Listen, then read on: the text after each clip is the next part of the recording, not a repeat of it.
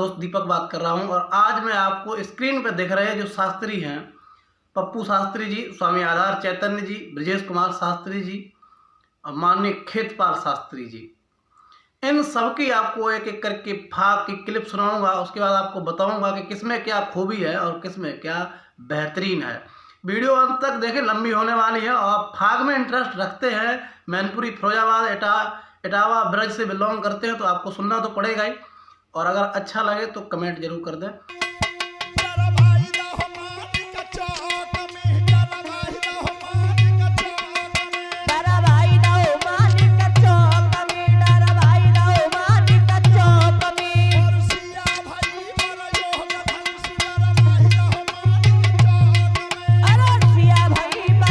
आपने पप्पू शास्त्री की क्लिप सुन ली है जिसमें वो कह रहे हैं सिया भाई बरयोग धनुष डलवाए दो मानिक चौक में। ये भजन मैनपुरी में इटावा में एटा में अक्सर गाया जाता है और बड़े लय के साथ किसान गाते हैं।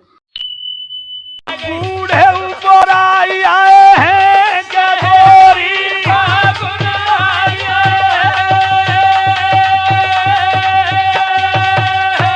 ये फाग स्वामी आधार चैतन्य ने अपने जवानी के दौर में गाई थी।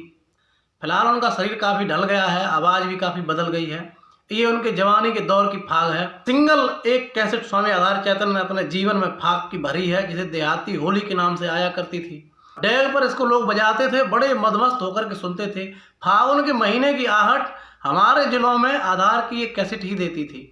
बाकी की चीज़ें हम आपको लास्ट में बताएंगे कि कौन सबसे आगे है, कौन सबसे पीछे।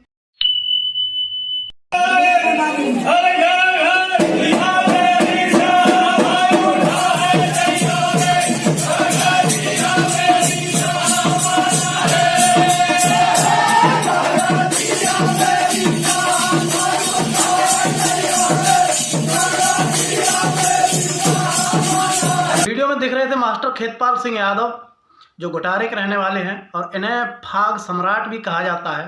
इनकी आवाज़ फाग के मामले में बहुत बेहतरीन है। बाकी सारी बातें मैं आपको बाद में बताऊंगा, पूरा एनालिसिस करके बताऊंगा कि कौन आगे है कौन पीछे, किसमें क्या गुण है, किसमें क्या खूबियां। उससे पहले हम आपको ब्रजेश शास्त्री की फाग और सुनाने वाले हैं।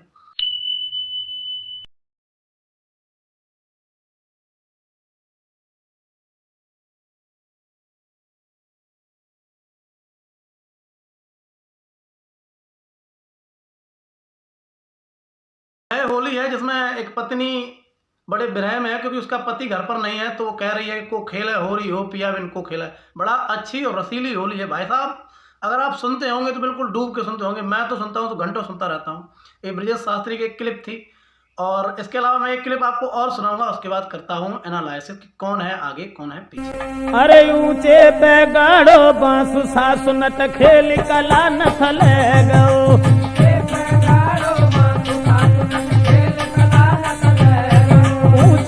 गाड़ो बांसु सासु नट खेल कला नथले गो।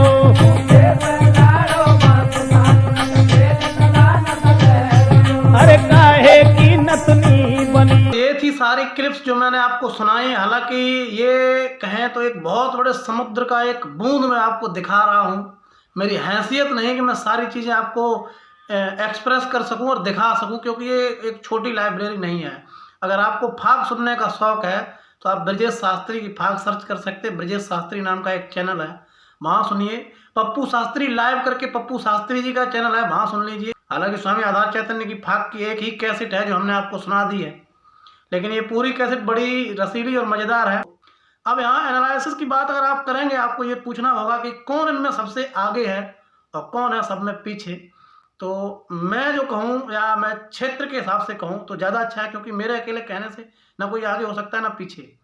आप किसको पसंद करते हैं ये आपके ऊपर निर्भर करता है, लेकिन क्षेत्र की अगर बात की जाए तो सबसे पहला नंबर फाग गाने में मास्टर खेतपाल सिंह का आता है। मास्टर खेतपाल सिंह की फाग के लिए आवाज़ और फाग के भजन जो हैं बहुत ही ज्ञानवर्धक हैं। और मैं पहले भी कह चुका हूँ, आज फिर कह रहा हूँ कि फाग जो है वो गंवारू काम नहीं है। फाग साहित्य के समुद्र से निकली हुई एक नदी है जिसमें गोते लगाना पुण्य का काम है, जिसमें गोते लगाना ज्ञान बढ़ाने के बराबर है। फाग हमारी लोक की परंपरा है, फाग हमारी धरोहर है। फाग हमें हमारे बुजुर्गों की मेहनत को याद दिलाती है। फाग हमको याद दिलाती है कि हमारे बुजुर्गों ने खेती की, भैंस चराई, गाय चराई, उसके बावजूद भी कैसे मनोरंजन के साथ अपनी ज़िंदगी हंसी खुशी से बिताई। आज हम डिप्रेशन में जीते रहते हैं।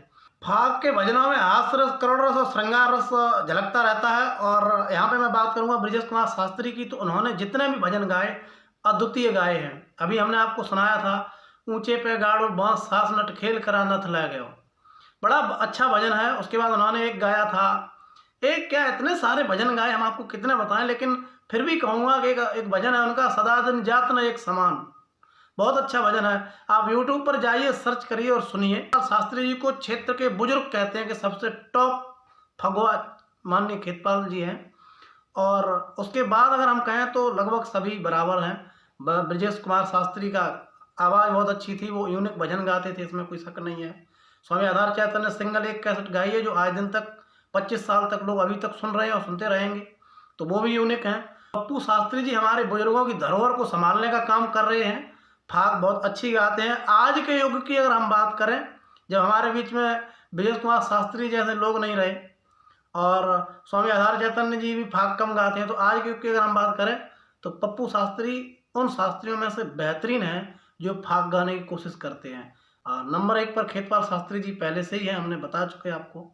वीडियो कैसी लगी कमेंट करके बताएं, चैनल जरूर सब्सक्राइब कर लें, ऐसे अपडेट्स हम आपको देते रहेंगे। ये